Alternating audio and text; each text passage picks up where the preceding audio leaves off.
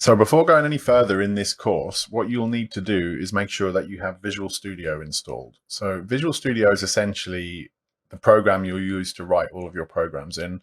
It's what's known as an integrated development environment, and there's a few different flavors to choose from. So if you go to visualstudio.microsoft.com, you should get a page very similar to this. They do change it every now and again, so it might not look exactly like this. But what we're interested in is the Visual Studio Community Edition. There is also Visual Studio Code, which is kind of like a really stripped down version of Visual Studio, more focused at front end development. And there's also Visual Studio for Mac. Now, for this video series, I'm not going to cover Visual Studio for Mac because just so much of the UI is different. But I may do another course for the Mac version at a later date. They both pretty much do the same thing, and you could try and follow along if you're on a Mac, and you might be okay. It's not completely different, but it's just different enough that it might trip you up when you're beginning. So what we need to do is we need to download Community Edition.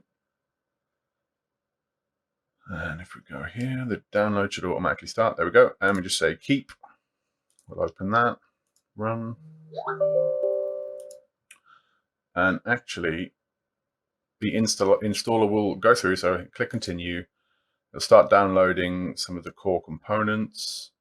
So once everything's downloaded and the installers install the basic parts, the getting everything ready message will pop up. And here's where we can customize what technologies we can use within our development environment. So for the purposes of this course, you could probably get away with just ticking .NET desktop development, and that's probably about it, actually.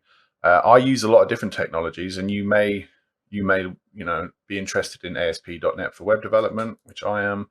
Node.js is also something you might be interested in at a later time. If you're just getting started, I would just stick with the .NET desktop development, but I'm going to configure mine as this. Is there anything else? Universal platform development is also for building sort of desktop class applications, so you might be interested in that as well. And I also want .NET Core. And so what you can do is you can either install or you can install while downloading. I would just install while downloading, so you just click that and click install. And then it will go through one by one and install all of the components that you've selected. So what you might find as well is once it reaches a certain point, it will need to restart. So let's restart. And once your PC reboots, you will have Visual Studio installed and ready to go. So you can grab it from the start menu, Visual Studio. When it launches, you'll be asked to sign in. You don't need to, you can say later. So we'll do that. And you can pick a theme. I always use the dark theme. It doesn't make a huge amount of difference. The syntax, the sort of code highlighting features will look a bit different, but functionally they're all the same. So you can just hit start. And you're ready to go.